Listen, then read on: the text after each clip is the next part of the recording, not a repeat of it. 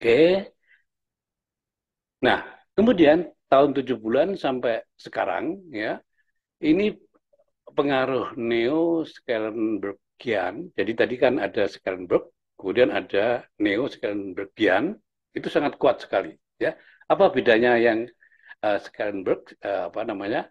Itu pengembangan dari dua buku uh, karya Schellenberg ya oleh beberapa ahli kearsipan, termasuk misalnya apa appraisal, itu ada banyak pengembangan. Nah makanya kemudian disebut neo Schellenbergian ini ya, neo Schellenbergian ini ya. Jadi sudah masuk ke wilayah modern archiving. Jadi di sini arsip itu sudah dianggap tidak lagi dianggap sebagai bukti, tidak lagi dianggap sebagai apa namanya ya bukti, tetapi juga dianggap sebagai memori, ya, dan juga identitas. Nah, kita melihat bahwa banyak slogan ya, arsip sebagai memori bangsa, arsip sebagai identitas bangsa dan seterusnya. Itu kita sudah masuk ke postmodern archiving ini, ya. Di Ya, antara ini, antara modern archiving dan postmodern archiving untuk lembaga kearsipan dalam konteks praktik-praktik kearsipan. Dan itu ditunjukkan dengan ini ya, apa namanya, banyak sekali. Ya, mulai Undang-Undang Nomor 7, kemudian Undang-Undang Nomor 2009, kemudian ada perka-perka dan seterusnya ini. Ya, itu menunjukkan bahwa ada perkembangan pengaruh dari Neo-Schellenberg ini. Nah, kemudian mengapa saya sebut Neo-Schellenbergian, yang sebelumnya ini juga ada ini ya, Jenkinson ya. Ini pada tahun ini ya tahun 70-an ya, tahun 70-an ya, tahun 70-an itu banyak pegawai-pegawai Arsip Nasional itu dikirim ya training ya, apa namanya short course di Amerika, dan pada waktu itu pengaruh Schellenberg ini sangat kuat sekali di Amerika, dan juga pengaruh Jenkinson di Inggris ini juga sangat kuat sekali di dataran Eropa. Nah, mereka-mereka yang dikirim di Amerika ini apa mempunyai apa pengaruh kuat dari Schellenberg, dan mereka-mereka yang dikirim di Inggris, dan bahkan ada yang studi lanjut ya, tidak hanya sekedar training ya seperti Pak Joko Utomo, itu satu-satunya magister dan satu-satunya kepala arsip yang mempunyai latar belakang akademik kearsipan, ya satu-satunya ya sampai sekarang ini. Nah, kemudian di bidang record management, nah sampai ini ya, sampai ini tahap postmodern archiving ini, tahap ketiga ini, di bidang keilmuan, ya, archival science di Indonesia itu masih apa ya, kalau dibanding dengan negara-negara yang lain itu masih di bawah ya. Nah, sementara di negara-negara yang lain itu peran, nanti saya bicara profesi ya, peran arkivis di dalam pengembangan ilmu kearsipan itu kuat. Jadi tidak hanya praktek kearsipan, tapi juga pengembangan ilmu kearsipan itu sangat kuat sekali. Nah, sementara di Indonesia itu sangat apa lemah ya dari tenaga profesional di bidang kearsipan tersebut. Ini. Nah, di record management ini antara tahun 70-an sampai 90-an ini juga pengaruh ini ya, Schellenberg, kemudian Neo Schellenbergian dan Neo Jenkinsonian ini sangat kuat sekali. Dan itu ditunjukkan tidak hanya dari undang-undangnya, tapi juga dari ini peraturan dan seterusnya, dan undang-undang yang terkait dengan kearsipan. Ini di bidang record management dalam konteks praktek ya. Sementara untuk konteks ini apa namanya archival science ini juga masih sampai tahun ini ya 90-an itu masih lemah ya dibanding dengan praktek-praktek kearsipan yang dikembangkan oleh lembaga kearsipan tersebut. Oke, nah ini profesi kearsipan. Jadi profesi kearsipan itu tahun 90-an, sementara di banyak negara itu sudah sangat tua ya. Ya, yang paling tua itu di Belanda. Ya, untuk profesi ini mulai tahun 90-an sampai sekarang ini banyak sekali peraturannya, Kemenpan dan seterusnya sampai ke Pres 2003 dan lain-lain. Jadi profesi di Indonesia yang kemudian disebut arsiparis itu sebenarnya profesi gabungan antara arkivis dengan record manager. Ya, sementara di banyak negara itu terpisah. Jadi arkivis dengan record manager itu terpisah. Tapi di Indonesia itu digabung menjadi satu yang kemudian diberi nama arsiparis. Nah, beberapa kawan menyatakan bahwa dengan digabungnya arkivis dan record manager itu kita sudah mengikuti rekod kontinum model, ya. Kalau rekod kontinum model itu kan batasnya tipis antara rekod manajemen dengan archive manajemen. Ada yang berpendapat demikian, tapi menurut saya itu hanya kebetulan ya. Jadi tidak banyak yang belajar rekod kontinum model ya, terutama dari para arsiparis ini ya. Atau orang-orang yang mendirikan asosiasi profesi kearsipan di Indonesia. Nah, besok pertemuan berikutnya kita bicara mengenai rekod kontinum model ya. Saya belajar itu sudah hampir 30 tahun ya ketika membimbing Mas Prayit sampai sekarang, dan referensinya yang saya kumpulkan itu sangat banyak sekali. Nanti kita kita bedah di sana ya, di mata kuliah rekod kontinum model ya. Oke. Dan nanti juga kita lihat ada banyak kekeliruan-kekeliruan ya. Misalnya ada satu tesis atau skripsi saya pernah baca, jadi arsip vital, pengelolaan arsip vital di satu desa begitu menggunakan perspektif rekod kontinum model ya. Ada nanti saya tunjukkan. Jadi itu ya. Memang sulit ya, rekod kontinum model itu sulit ya, sulit dalam konteks bagaimana kita mau mengaplikasikan teori tersebut atau konsep tersebut di lapangan, itu sangat sangat sulit ya. Oke. Termasuk juga total archive dari Kanada itu nanti juga coba kita sedikit singgung ya. Oke. Nah, profesi kita ya, arsip profesi kearsipan di Indonesia itu tadi sudah saya sebut gabungan dari arkivis dan record manager ya. Nah, di negara-negara lain, ini misalnya di Amerika itu ada SAA, di Kanada itu ada AK ya. Kemudian di ini Australia ya, ini ada ASA ya. Oke, kita lanjut. Oke, kita masuk ke sini ya. Ini dari aspek praktik dan keilmuan ya. Jadi ini professional level ya, record management dan archive administration ya. Nah, di tempat kita itu untuk ini record management dan archival management itu lebih banyak ke praktikalnya ya. Baik di tingkat ini, di tingkat para profesional. Para itu bukan dalam konteks bahasa Indonesia para artis, bukan. Ini konsep para profesional level. Ini ya dari high school entry, jadi kemudian masuk ke program diploma atau D3 itu menjadi para profesional. Jadi dia pada level para profesional lulusan D3 kearsipan itu. Jadi praktikalnya lebih banyak dan biasanya ini dalam bentuk report. Jadi laporan tugas akhir atau apapun namanya ya ini ya. Nah, kemudian tahap berikutnya ini professional level. Jadi tidak lagi para profesional, ini professional level. Jadi graduate entry. Jadi D4 itu masuk ke professional level. Karena di tempat kita itu vokasi, maka praktikalnya ini banyak ya. Ini saya bagi, ini teori, ini praktikalnya. Nah, biasanya dalam konteks ini lulusan dari D4 kita itu bisa menjadi ini ya teacher.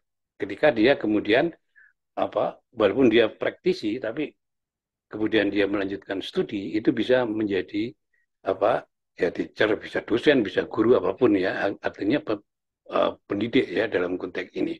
Nah, biasanya dalam professional level ini menghasilkan apa tesis ya, skripsi, tesis atau disertasi ya. Dan banyak dari yang ini para profesional level dari lulusan diploma kemudian melanjutkan studi sampai apa magister dan juga doktor ya ini. Nah, ketika dia sudah ini ke level profesional level ya, itu antara teori dan praktikal ini menjadi sama. Berbeda dengan misalnya birokrat yang kemudian melanjutkan pendidikan, ya baik itu magister, ya master dan seterusnya, itu bukan konteks pengembangan keilmuan, tetapi kalau beberapa alumni dari para profesional level, ya memang sebagian ada yang hanya untuk memperoleh gelar, tapi juga ada yang memang ingin memperdalam ilmu kearsipan ya sampai ke tingkat profesional level ya yang menghasilkan tesis dan disertasi itu. Nah, puncak dari ini dari profesional ini adalah managerial level. Jadi mereka misalnya sudah magister, sudah doktor, kemudian ini nanti bisa menjadi apa managerial level ya. Ini piramid ya dalam konteks praktik dan apa uh, ilmu kearsipan. Nah, konteks Indonesia itu lebih ke ini ya ke praktikal. Walaupun kalaupun nanti didirikan S2 ya, S2 di sekolah vokasi itu konteksnya masih seperti ini.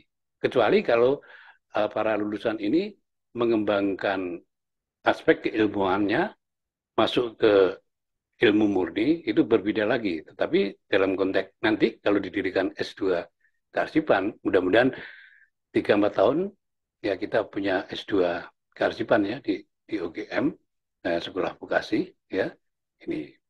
Ini apa gambaran tentang perkembangan praktek dan keilmuan di Indonesia. Nah, tadi sedikit saya singgung mengenai peran asosiasi ya. Asosiasi Kearsipan di Indonesia apa namanya? AAI ya. Asosiasi Arsiparis Indonesia itu sangat berbeda sekali. Ini misalnya di Amerika SAA ya atau di Kanada ASA atau di Australia ya Australian Society of Archive ya Association of Canadian Archives dan seterusnya ya ini atau SAA Society of American Archivists ini ya asosiasi ini berbeda dengan AAI di Indonesia. Mengapa? Sebuah asosiasi profesi itu seharusnya independen, berdiri sendiri. Ya, seperti asosiasi kebetulan namanya sama, Asosiasi Arsitektur Indonesia AAI atau Asosiasi Arkeologi Indonesia ya, sama namanya, kebetulan sama. Itu independen ya. Yang berada di asosiasi tersebut memang tenaga-tenaga profesional. Sementara di ini Asosiasi Arsiparis Indonesia itu subordinasi negara ya. Jadi mereka di bawah negara. Jadi yang menjadi anggotanya itu juga ada birokrat ya, bukan tenaga profesional dan seterusnya dan seterusnya. Berbeda dengan ini ya, ini contoh saja 3 asosiasi ini. Asosiasi ini independen ya, dia menggalang dana sendiri dan bahkan asosiasi ini mempunyai peranan penting di dalam pengembangan ilmu kearsipan di negara-negara yang bersangkutan ya di Amerika, Kanada, Australia ini ya. Nah, berbeda di tempat kita ya di tempat kita asosiasi tadi ya subordinasi negara sehingga pengembangan keilmuan ya dari asosiasi tersebut sangat sulit diharapkan ya. Oke. Berbeda dengan ini ya yang di SAA, ACA dan seterusnya dia mempunyai jurnal sendiri ya yang sangat kuat ya. Masing-masing asosiasi punya punya jurnal ya yang dirujuk oleh banyak ilmuwan ya dan biasanya apa namanya tenaga profesional arkivis ini tidak hanya menguasai di bidang teknikal tapi juga apa menguasai di bidang archival lainnya ini perbedaannya ya antara AAI Indonesia dengan SAA, ACA atau ASA ini. Tuh, ya. Oke. Apakah salah Pak kalau AAI subordinasi negara? Tidak, ya.